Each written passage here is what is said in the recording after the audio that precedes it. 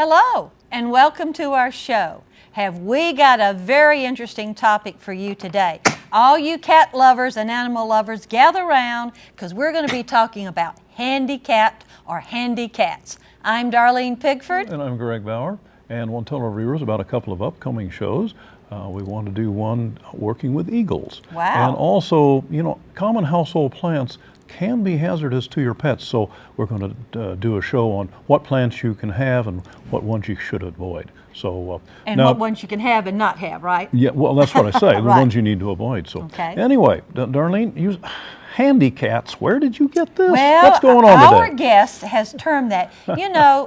They're animals that have all kinds of disabilities, from a loss of an eye, a leg, or all kinds of problems, and they are quite adoptable. Oh, yeah. And our guest has called this handy cats. So why don't you introduce the person who has this term, Greg? Okay, well, she's no stranger to No, anybody she's who no watches stranger. our show, Donna Groves, and she has just devoted her life to cats and doing wonderful things with Project Hope. And we'll talk about that a little bit later. But Donna has got some pictures today and some stories about some of her handy cats. So, We're so glad you could join us. thanks for coming, Donna. It's my favorite topic is my kitty cats. You've been rescuing cats for a long time, haven't you? I have, and some of my kitties have a few disabilities, and like you say, I like to call them, it may not be politically correct, but I like to call them my handy cats. Oh, Okay, that's well, perfect.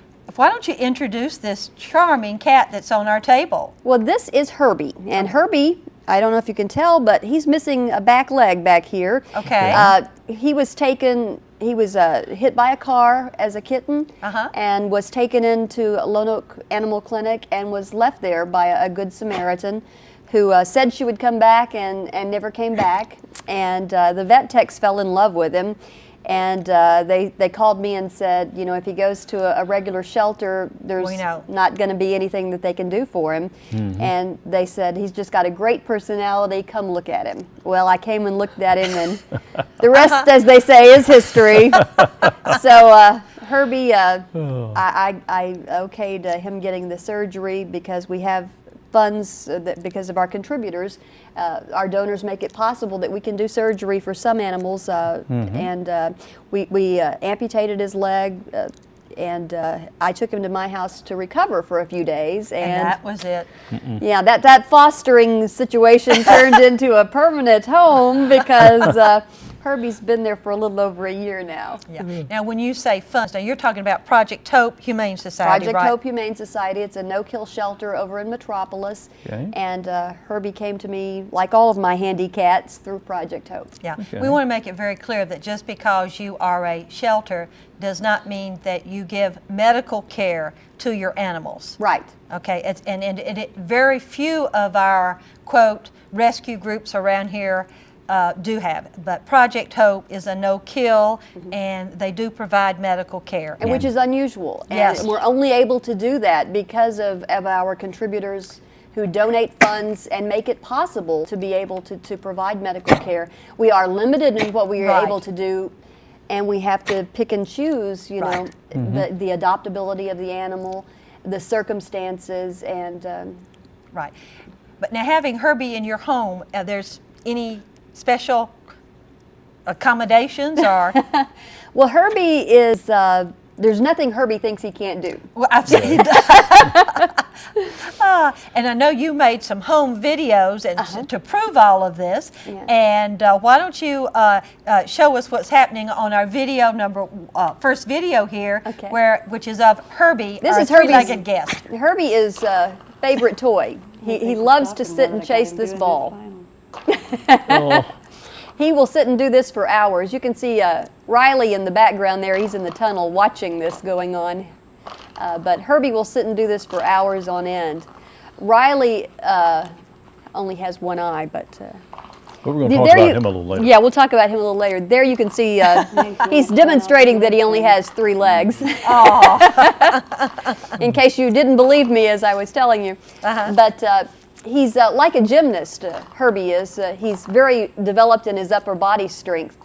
That's what he reminds me of, is like somebody who works on the parallel bars. Wow. He likes to go into the deaf cat's room because they have a lot of places that they can climb on, and he likes to pull himself up with his upper bodies, with his front paws, and just pull himself up on the Well, you know, one of the scratching things, posts. Donna, that a lot of people think that just because an animal has some kind of a handicap like this, that they're not adoptable. They won't make good, loving pets, but that's just not true. It's is just it? not the truth. Herbie is, without a doubt, the happiest cat I have ever met in my life. I mean, he seems to know that he is fortunate to still be with us, you know. Yes. As you see, how many cats would sit here for a TV show? Sandra, and Wicked is playing protectorate over here, Yeah. the dog. Yeah. He's making sure that we take good care of Herbie. Yeah, and Herbie, the one complaint I have about him is he purrs so loud at night when he comes and gets in bed with me, he keeps me awake, you know. But he is just happy to be alive, you know, he's happy to be wherever you are. If you wake him up, he's happy. If you let him sleep, he's happy. He's just happy. He is the happiest cat I've ever met. Well, you mentioned Stevie, right? Stevie. All right, now this is another cat that you have, and tell us about Stevie. Well, Stevie also came through Project Hope, and when Stevie first came in, they called me and they said, "We've taken in a cat who has no eyes." Oh, my word. I rushed to the shelter to see this, and he looked like Geordie from Star Trek. I don't know if you've ever watched Geordie from Star Trek, but he has just white pupils. I mean, and so I took him to the vet, and for 2 weeks they could not tell me whether or not he had, in fact, eyeballs. Oh, my word. So we started a regimen of treatment to see if we could find Any sight. and for 2 weeks we didn't know. And now he has like 30% sight. Stevie is short for Stevie Wonder. Yes. But he too does not know that he cannot see. And his favorite thing is to play fetch. Okay. And sometimes he will play straight fetch, but this is a video of where he plays fetch, where he takes a sideline and plays with the old radio. He puts the mouse behind the radio, then he comes out in front, puts the mouse in front, and then goes behind the radio, reaches underneath and grabs the mouse, pulls it underneath, there, and then he brings it back to you. So this is kind of a unique quirk of Stevie's, but it's not quite your average fetch, but he plays both forms. I take it as kind of a oddity of his. Well, we all have those little idiosyncrasies, Yeah, don't we? Stevie has quite a few of them. But like I say, he has about 30% sight. There's nothing Stevie thinks he can't do. When he first regained his sight, the one thing I had to watch him with was, I don't know if you can see there, you can see something of his eyes that he doesn't have quite the vision that. Oh, really? They're really cloudy there. But anyway, he would run into door facings because his distance sight is off. Okay. But that's Stevie doing his little fetching. Oh, my goodness. What a cute animal. Well, I'll tell you, but we're just getting started with this. We want to take a break now, though, and have a happy tale, which is also from Project Hope today. And I think our viewers will really like this one. So let's give a listen.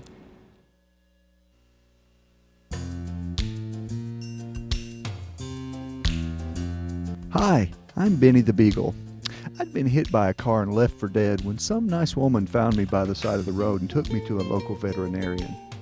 But they knew I needed a lot of medical attention, and they didn't have any money to pay for it, so they called Project Hope and asked them to help.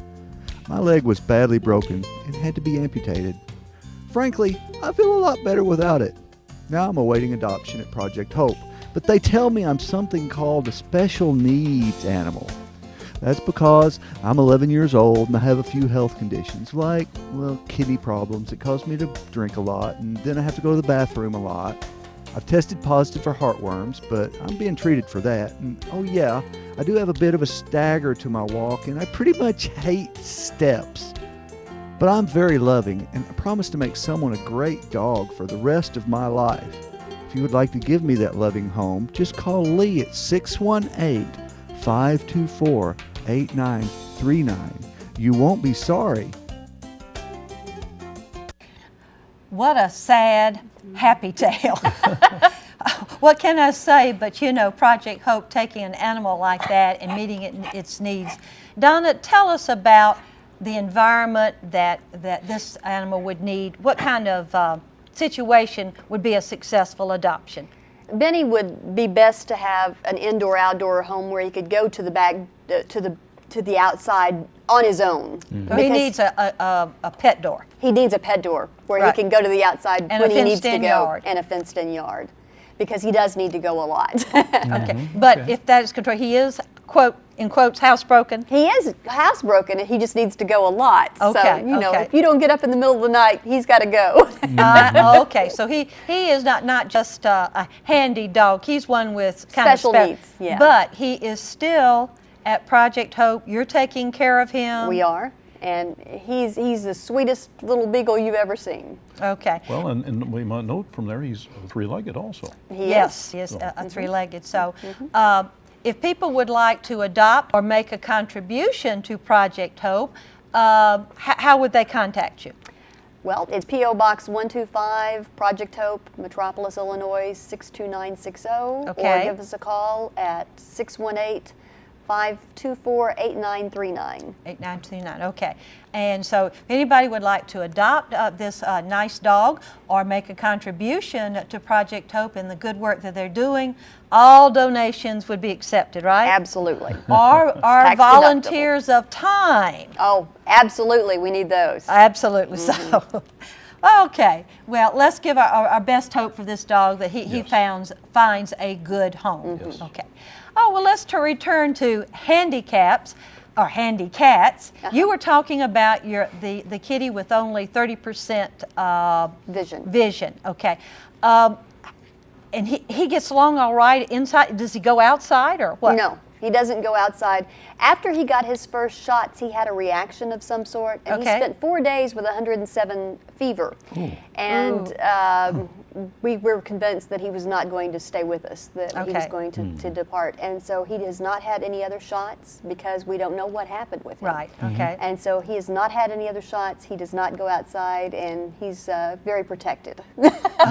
So actually, the only adaptation you had to make once he got quote in stable was to keep him inside.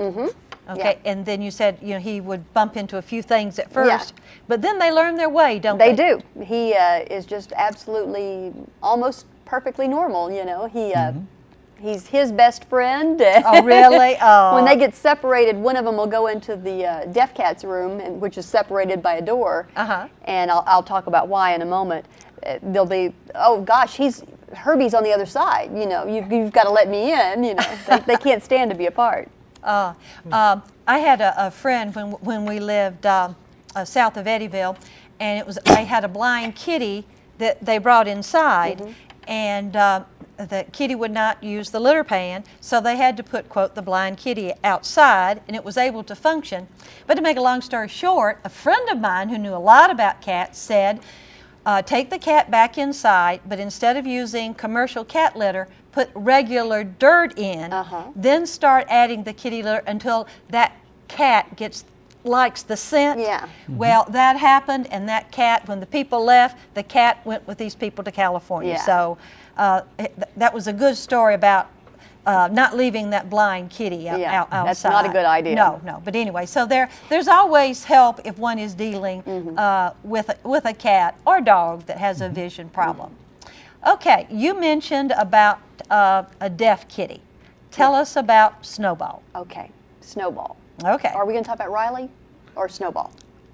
Snowball. Okay, Snowball. He's the deaf kitty. He is white with blue eyes, which has a genetic predisposition to being deaf. Oh, really? And he had been at Project Hope for some time before I became involved with Project Hope.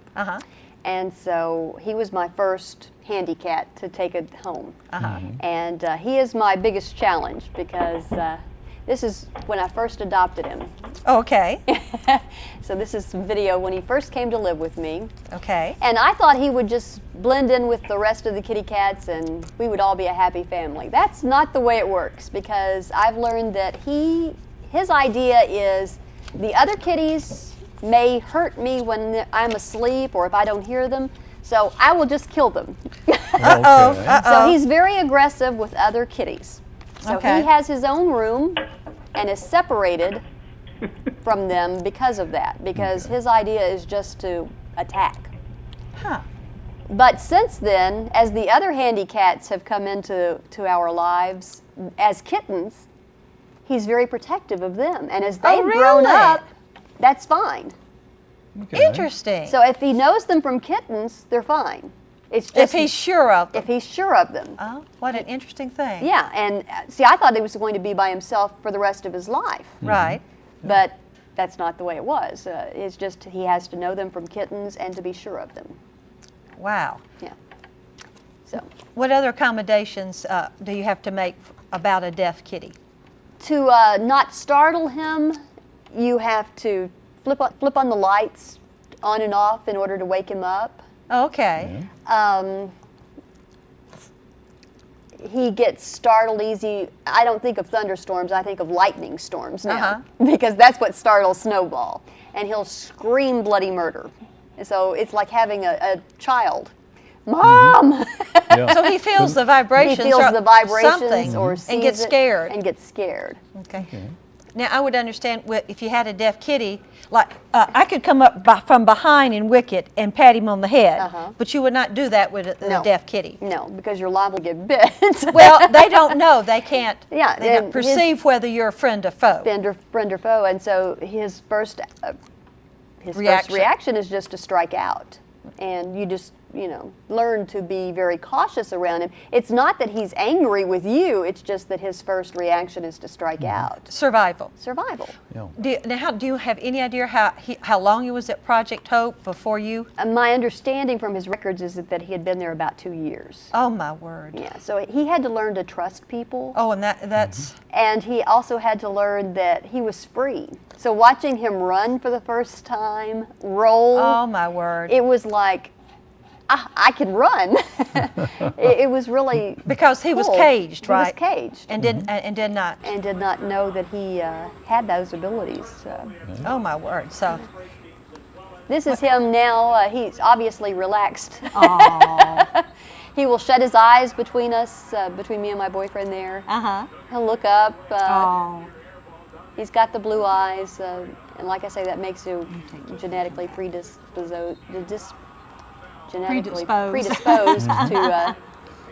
to being deaf. Adorable. Now you see he doesn't mind being petted there. But he you don't knows- want to do that when he doesn't know you're around him, because that wouldn't be the first movement you'd Right. make. I have stuck my hand between him and one of the adult cats and have ended up in ready care. Not a good idea. Not a good idea. Oh, Donna. I won't be doing that again. Well, what an interesting story. Well, Greg, why don't we take a break? Take a break now. And we have another happy tale about a handicap. So listen up.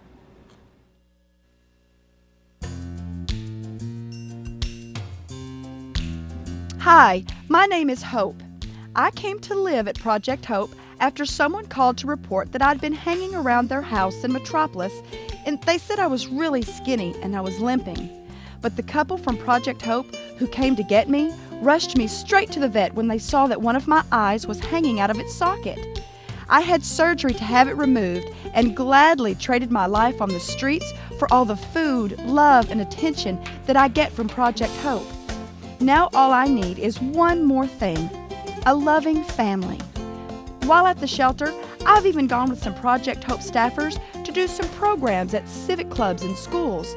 I so loved letting all the kids pet me, which they say is pretty unusual, especially for a one-eyed cat. But I'm just very happy-go-lucky, and I have lots of love to give. If you would like to give me a home, just call Lee at 618-524-8939. I'll be waiting for your call. Welcome back. We hope you enjoyed that little tale about Hope. She's also looking for a home, and very special with a one-eyed cat. And Darleen and I have a one-eyed cat also, and they can just be so much fun, and you'd never know that she has that. And it She's turns from out, Project Hope. Yeah, and Ginger Sue, who is our cat, is Wicket's best buddy. That's right. And the two of them play and chase each other, and it's a whole wonderful sight to see. Well, we were talking about, and and just realized that we've got a couple more videos about Snowball. So Donna, let's because these last couple videos I think are really Oh yeah, neat. they're so cute. Yeah. Yep. This is one of his idiosyncrasies. He insists on drinking out of the aquarium. Oh Now, my word. he has water, but he likes the water movement. Now, Okay. I'm not sure why, but I think it's along the lines of your drink well fountain that you have. I have a fountain where the water moves, and Uh-huh. most of my cats like it, but then I also have just a bowl of Uh-huh. water too. Well, he insists on drinking out of the top of the aquarium. Now, My word. Are you sure he's not fishing, Donna? He's not. I swear, he's never caught a fish. Really? He seem doesn't to have- bother the fish? Doesn't seem to have any interest in the fish. He just wants to drink out of the aquarium. Okay. Oh my goodness. Bless his heart. And then this other one shows some of the things that startle him. When people come into his room or when something out of the ordinary happens, he will run down the house. This is just when we're chasing him with the camera. He realizes something odd is going on, so he will retreat to his room, which is his home base, and then he has a little plastic house in there, and what he will do is just, okay, this is my spot. Oh. And he will get in there, and he's like, you can't see me. He's safe. He's safe. He thinks that he just wants to stay away from being seen. So that's what he does. He just looks out from the house. And that's, Well, I'm sure glad you brought those videos today, Donna, because nobody would ever believe in words what we're seeing on these videos. How precious these animals are. And it seemed that Snowball, of all the handy cats that you have, that Snowball with his deaf problem is the best challenge. He is the most challenging kitty. And there's a Deaf Cats website on Yahoo groups that has been just invaluable to me because other people out there with deaf cats went, you've got to get some help, and there's really no other resource other than each other. And it's fascinating to see some of the stories, like one lady's deaf cat, also white with blue eyes, went up the fireplace, and that was the day after she got white carpet. So we all just talk and relate stories like that about what they've done. So that's been very helpful. Well, and I know with all the kinds of problems that the cats were talking about, there's generally out there websites that if people will Google or do whatever, they can find all kinds of information about how to work with them. Yeah. So, well, you have one last cat kitty we want to talk about. Riley. Okay. And Riley is an orange tabby, and there he is. He's a very much a mama's boy, as you see here. Riley was a kitten, and he was thrown out of a moving car, from what we can tell, left by the side of the road in a thunderstorm, and nearly drowned from the water rushing by. And he was pretty much comatose when they called me to take him to the vet, and the vet said he would probably not make it. But I took him home and gave him a chance, and for 4 days he just kind of sat there. One side of his head was just severely mangled, and one eye just doesn't work anymore, but it stayed, so we just kept it for aesthetic reasons.